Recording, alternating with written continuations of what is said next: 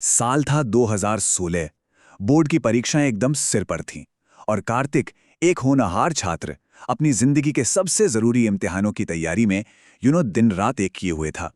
पर उसे इस बात का बिल्कुल भी अंदाजा नहीं था कि पढ़ाई के लिए बस एक शांत कोने की तलाश उसे एक ऐसे हॉस्टल की दहलीज पर ले आएगी जहां खौफ और मौत दोनों उसका इंतजार कर रहे थे। कहानी में हम आगे बढ़ें उससे पहले जरा इस चेतावनी पर गौर कीजिए।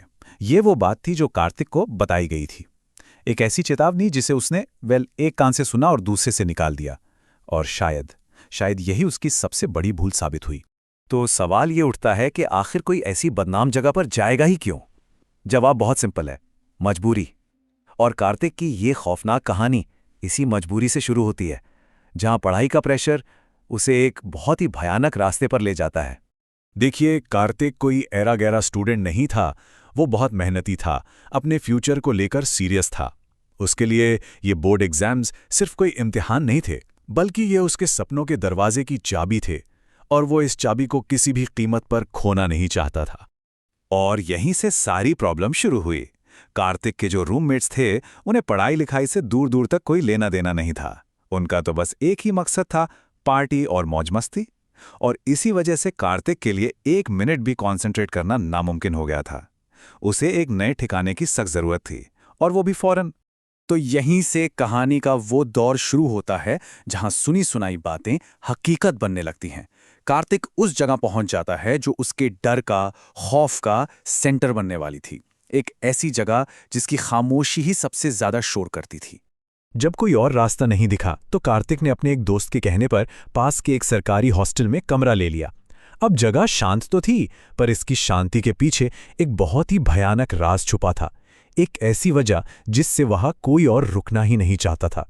सोचिए, जैसे ही कार्तिक ने कमरे का दरवाजा खोला, धूल का एक गुबार सीधा उसके चेहरे पर आया। अंदर का जो नजारा था वो किसी बंद पड़ी कब्रगाह जैसा था। हर चीज पर धूल की एक मोटी चादर, हवा में एक अजीब सी सीलन। ये माहौल देखकर ही उसके दिल में एक अनजाना सा डर बैठ गया। उस कमरे की हालत देखकर ना, कार्तिक के कानों में अपने दोस्त की कही वो बातें गूंजने लगीं। जो शब्द तब उसे मजाक लग रहे थे, अब वो उस मनहूस कमरे की खामोशी में एक कड़वी हकीकत की तरह महसूस हो रहे थे। ये अजीब सा एहसास बहुत जल्द एक खौफनाक हकीकत में बदलने वाला था। कार्तिक को यह समझने में ज्यादा देर नहीं लगी कि उस विशाल और खाली हॉस्टल में वो अकेला नहीं था। जरा सोचिए, दोपहर का वक्त है, कोई पूरी तरह से पढ़ाई में डूबा हुआ है, और अचानक नजर खिड़की पर जाती है।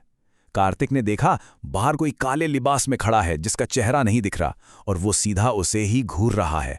उसका दिल मानो हलक में आ गया। कार्तिक ने हिम्मत जुटाई और दरवाजा खोला, लेकिन बाहर कोई नहीं था। पूरा गलियारा एकदम सुनसान। वो साया पलक झपकते ही कहाँ गायब हो गया? इस एक सवाल ने कार्तिक को अंदर तक हिलाकर रख दिया। कार्तिक उस घटना को अपना वहम मानकर भुलाने की कोशिश करता है, लेकिन उसी रात दरवाजे पर एक ऐसी दस्तक होती है जो उस हॉस्टल के भयानक अतीत के सारे पर्दे हटाने वाली थी। देर रात कार्तिक के दरवाजे पर कोई घबराहट में दस्तक देता है। दरवाजे पर सुधीर था, हॉस्टल का रिसेप्शनिस्ट।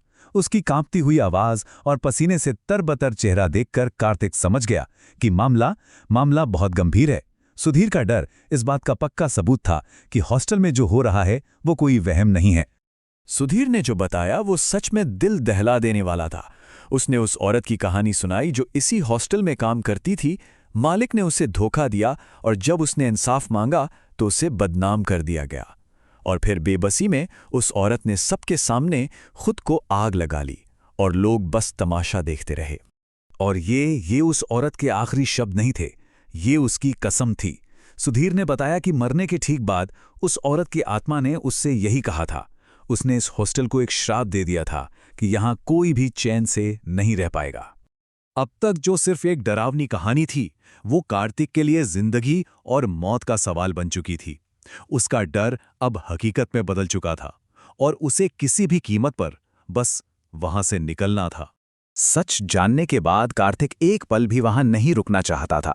सुधीर उसे रोकता रहा, गिड़गिड़ाता रहा कि रात में बाहर निकलना मौत को दावत देना है, सुबह तक रुक जाओ।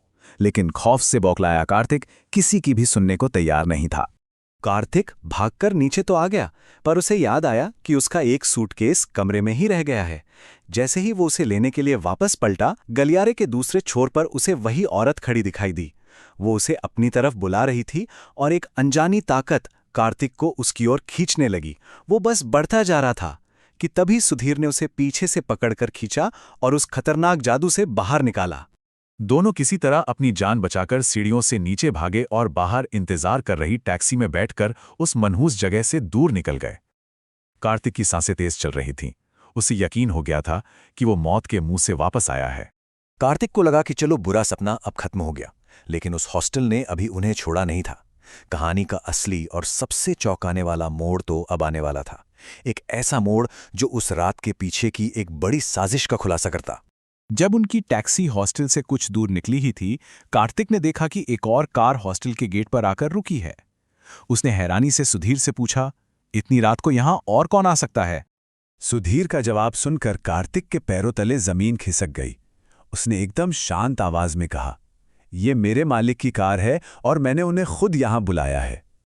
सालों के अपराध बोध के बाद आज सुधीर ने उस आदमी को जाल में फंसा ही लिया था जो उस औरत की मौत का जिम्मेदार था।